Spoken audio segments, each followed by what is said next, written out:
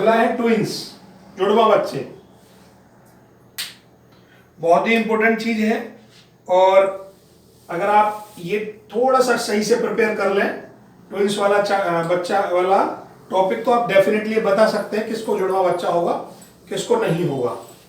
और बिल्कुल डेफिनेटली निकाला जा सकता है। कोई भी मतलब जो एनालिसिस है इस पूरे टॉपिक का, वो ऐसा नहीं है कि अनसाइंटिफिक हो। आप सारे रूल लगा के देख लें तो आपको बिल्कुल क्लियर कट आंसर मिलेंगे। जुड़वा बच्चों के लिए थोड़ा सा आपको अपना दिमाग खोलना पड़ेगा, क्योंकि इतना मतलब थोड़ा सा समझना पड़ता है। अब मैं आपसे इसे समझने के लिए आपको ये ध्यान करना पड़ेगा, पुरानी चीजें याद आनी चाहिए। पहली, पांचवी, नौवीं राशि के अंदर किस किस के नक्षत्र होते थे बताइए? केतु के, शुक्र, सूर्य के। 2, 6, 10 के अंदर किसके होंगे? सूर्य, चंद्रमा, मंगल। और 3, 7, 11 में किसके होंगे? मंगल, गुरु। और 4, 8, 12 में किसके होंगे? गुरु, शनि। ये याद रखना पड़ेगा इस टॉपिक के लिए।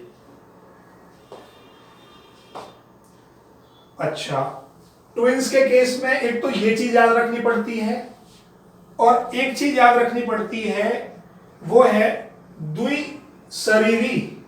इसको जिन्हें हम ड्वेल साइन बोलते हैं। सॉरी, ड्वेल साइन नहीं, द्विशरीरी। दो बॉडियां जिस राशि में जुड़ी हो। एक होता है द्विस्वभाव, पहले लिख लें अलग अलग। द्विस्वभाव ये होती है 3, 6, 9, 12, दो स्वभाव वाली राशियां, वो 3, 6, 9, 12 होती है। एक होती है द्विशरीरी राशि, ये होती है 3, 9, 12। इन राशियों में आप देखना ध्यान से, जो इन राशियों के जो एलिमेंट हैं उनमें ना दो व्यक्ति आपस में जुड़े हुए हैं। वो दो बॉडी मिलकर बनती है, इसके अंदर दो बॉडियां आपस में कनेक्ट होती हैं, इसलिए इसको द्विशरीरी राशि कहते हैं। आप इनके सिंबल गूगल पे उठा के देखो, द्विशरीरी राशियों के 3, 9, 12 के, तो दो एलिमेंट खड़े होंगे, दो मछलियां होंगी, दो अलग अलग, एक मनुष्य खड़ा होगा, एक धनुष बाण लिए खड़ा होगा, तो दो चीजों से मिलकर बनने वाली राशि द्विशरीरी राशि कहलाती है। तो द्विशरीरी राशि कौन कौन सी हो गई? 3, 9, 12। इस चीज को नोट कर लीजिए।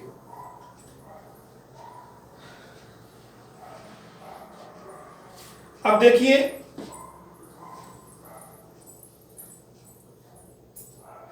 थोड़ा सा लिखिए एक बार, ये पॉइंट आपके लिए जरूरी है। ट्विंस, जुड़वा बच्चों के लिए द्विशरीरी राशि का विशेष महत्व है।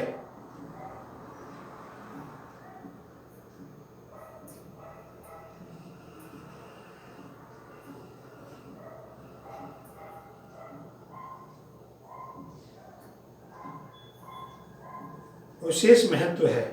अब आगे लिखिए, और रूल क्या कहता है? रूल ये कहता है, पहले ब्लैक बोर्ड पर देखें आप थोड़ा सा। रूल ये कहता है, जो भी प्रेगनेंसी नंबर हो, रिलेवेंट हाउस कोई भी हो सकता है, 5th कस्प या 7th 11th जो भी हो, रिलेवेंट हाउस का सबलॉर्ड। तो हम फर्स्ट की बात कर रहे हैं, तो 5th cusp sublord, any planet, कोई भी प्लेनेट हो सकता है।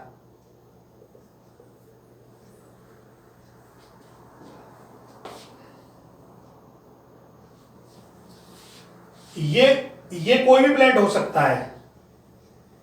ये प्लेनेट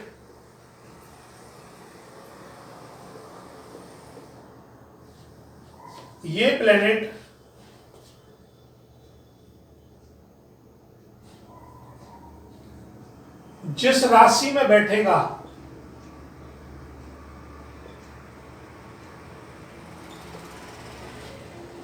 अब ये कंडीशन है, ये प्लेनेट जिस राशि में बैठेगा, ब्रैकेट में 3, 9, 12 में ही बैठना चाहिए, पहली कंडीशन।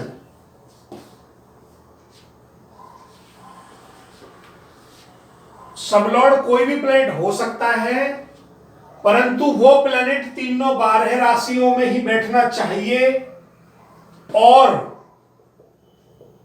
जो नक्षत्र बनेगा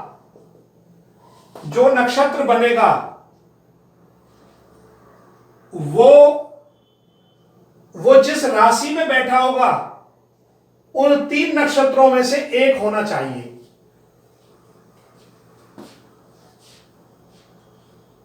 कोई बात नहीं, लिख लीजिए, पहले दोबारा रिपीट कर रहा हूं, सारी चीजें अभी आ जाएंगी, कोई घबराने की जरूरत नहीं है। 5वें भाव का सबलॉर्ड कोई भी प्लेनेट हो सकता है, वो तीनों 12 में ही बैठना चाहिए। अब मान लीजिए वो 3 में बैठ गया है, तीसरे नंबर राशि में। तीसरे नंबर राशि कौन की होती है? मिथुन की। तो मिथुन में कौन कौन से नक्षत्र आएंगे मैडम बताइए, किस किस के नक्षत्र आएंगे? मंगल, स्वामी बोल दीजिए खाली, मंगल, गुरु। जो सबलॉर्ड स्टार बनेगा ना, वो तीनों में से एक होना चाहिए, इन तीनों में से एक होगा वो।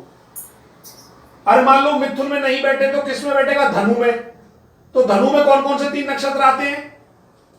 धनु में आएगा मखा, मखा, केतु, शुक्र, सूर्य, इन तीनों में से एक होना चाहिए।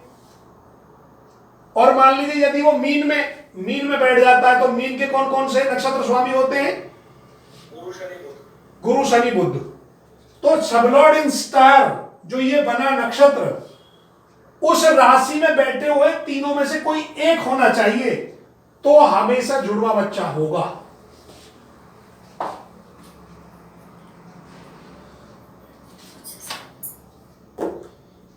फिफ्थ का जो सबलॉर्ड है वो जिस राशि में बैठा हो, वो 3, 9, 12 नंबर की राशि हो। तो सबलॉर्ड इन नक्षत्र लॉर्ड जो प्लेनेट बन रहा है, वो जिसमें ये सबलॉर्ड गया है सर, उसी में के जो 3 ग्रह है वो कोई ग्रह में आ जाना चाहिए, ऐसा सर? अभी देख लीजिए, ऐसा तो मैं बोल रहा हूं, दोबारा रिपीट कर दो, सबको समझ में आ जाएगा। देखिए भाई, स्टेप नंबर 1 दोबारा बता रहा हूं। फिफ्थ कस्प सबलॉर्ड XYZ कुछ भी हो सकता है। अब जो ये नक्षत्र है ना, ये अपनी मर्जी से कुछ नहीं हो सकता, ये वही होगा, ये सबलॉर्ड जिस राशि में बैठेगा। और इसकी भी कंडीशन है, यदि 3, 9, 12 में नहीं बैठा है तो क्रॉस, खत्म बात। यही पहले स्टेप नहीं खत्म, फिर ये जुड़वा नहीं होगा तेरे को, फिर जुड़वा नहीं हो सकता। अगर 3, 9, 12 में नहीं बैठा है तो जुड़वा नहीं होगा, कंफर्म है ये बात। ये सबलॉर्ड जब तक 3, 9, 12 में ना बैठे तुम आगे ही मत बढ़ो। अब तुम्हें पता चल गई 3, 9, 12 में बैठा है, तो मिथुन राशि के वो लिख लीजिए, नक्षत्र स्वामी कौन कौन से हैं? मिथुन के, धनु के और मीन के, लिख लिए। अब मान लो आपको पता चल गई कि धनु राशि में बैठा है, सबलॉर्ड है एक्स प्लेनेट, अब मैंने लिख दिया एक्स प्लेनेट, और वो कहां बैठा है? एक्स प्लेनेट कहां बैठा है? धनु राशि में। तो धनु राशि के मुझे नक्षत्र स्वामी बोल के बताइए कौन कौन से होते हैं नक्षत्र स्वामी? धनु के होते हैं केतु, शुक्र, सूर्य। तो जो ये नक्षत्र बनेगा ना, इन तीनों में से कोई एक होना चाहिए, या तो केतु हो सकता है, या तो शुक्र हो सकता है, या सूर्य। इन तीनों में से अगर एक होगा तो ये रूल सेटिस्फाई होता है, तो ही ट्विंस संतान होगी, वरना नहीं होगी।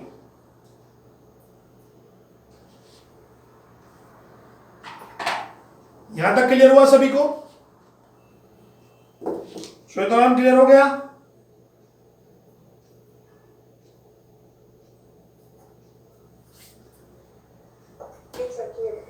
अगर किसी को कोई भी डाउट है तो पूछ सकता है। सर जो ये सबलॉर्ड बना, ये मिथुन, धनु, मीन किसी भी एक में जा के बैठ जाए, और जो ये सबलॉर्ड का नक्षत्र लॉर्ड है, तो सबलॉर्ड जिस राशि में गया हुआ है 3, 9, 12 में से, तो उसी में जो 3 नक्षत्र पड़ रहे हैं वही ग्रह में से कोई एक ग्रह नक्षत्र लॉर्ड होना चाहिए सर। हाँ जी, हाँ जी। अभी एग्जांपल भी करा देता हूं, जो और क्लियर हो जाएगा, ठीक है ना? अभी यहां तक तुमको क्लियर हो गया होगा सबको कि छोटा सा एग्जांपल लिया है बस खाली, कि ट्विंस होने की कंडीशन ये है, बस खाली इतना बताया गया मैंने अभी। ठीक है। अब इसी में कुछ इसी की कंडीशन और भी है जब आगे बढ़ेंगे कि आप खुद ही ये पूछोगे जुड़वा बच्चों में से अगर मान लो जुड़वा हो गए तो अगला क्वेश्चन क्या होता है आपका, दोनों में से जिंदा कौन रहेगा, दोनों लड़के होंगे, दोनों लड़कियां होंगी, एक लड़का होगा एक लड़की होगी, आप करोगे ना ये सारे क्वेश्चन, नहीं करोगे। तो ऐसे क्वेश्चनों को भी इन्हीं से सॉल्व करते हैं। तो कैसे सॉल्व करेंगे, सबसे पहले आगे लिखिए, एक क्वेश्चन आप नोट कर लेना, मैंने जो बोले ऐसे क्वेश्चन जरूर पूछेगा। यदि आपने कह दिया कि आपको तो ट्विंस होंगे तो अगले क्वेश्चन ये बोलेगा कि दोनों जिंदे रहेंगे क्या, क्या एक मर जाएगा, एक लड़की होगी जी, दो लड़के होंगे एक लड़की होगी, क्या होगा, वो सब पूछेगा। तो आगे लिखिए, इन सब प्रश्नों के जवाब, इन सब प्रश्नों के जवाब सबलॉर्ड इन स्टार के पास होते हैं। इन सब प्रश्नों के जवाब किसके पास होंगे, इस नक्षत्र के पास होंगे, सबलॉर्ड इन स्टार के पास।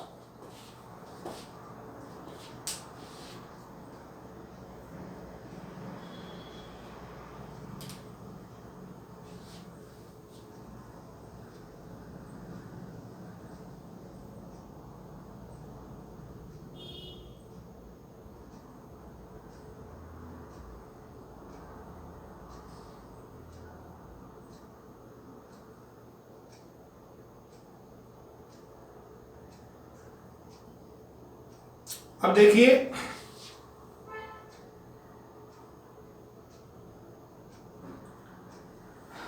अब फॉर एग्जांपल के लिए बना लीजिए,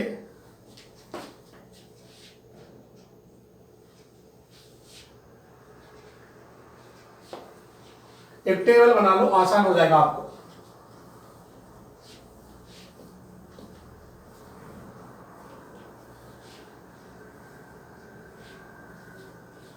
देखो ये तो पता ही चल गया कि जुड़वा संतान कब हो सकती है, जब फिफ्थ कस्प सबलॉर्ड किसमें हो, तीनों बारे में, और नक्षत्र इन तीनों बारे का ही, इन तीनों बारे में से ही हो। ये तो पता चल गया कि भैया इनमें से होना चाहिए। अब अगला क्वेश्चन था कि कौन कौन जिंदे रहेंगे, कितनी लड़कियां होंगी, क्या है, ऐसे लिख लीजिए। 3 नंबर राशि स्वामी, 9 नंबर राशि स्वामी, 12 नंबर राशि स्वामी।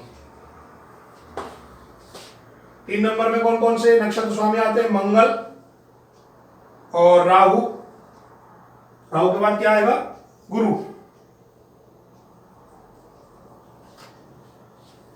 केतु, वीनस, केतु शुक्र सूर्य, और गुरु शनि बुध।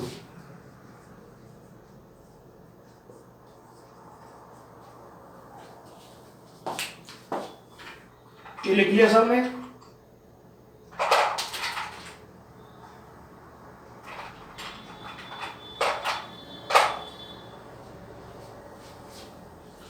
अब लिखिए, जहां मैंने मंगल लिखा है यहां इसके सामने इसका रिजल्ट लिख लीजिए।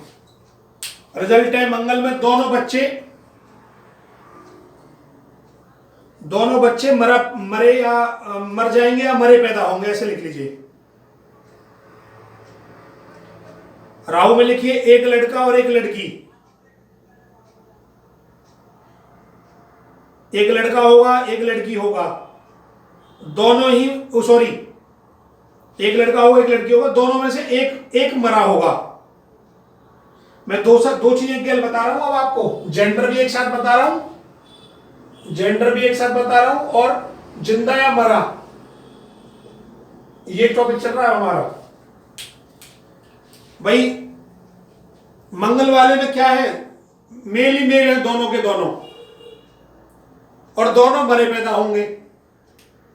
राहु में क्या है, एक लड़का एक लड़की, एक मरा पैदा होगा।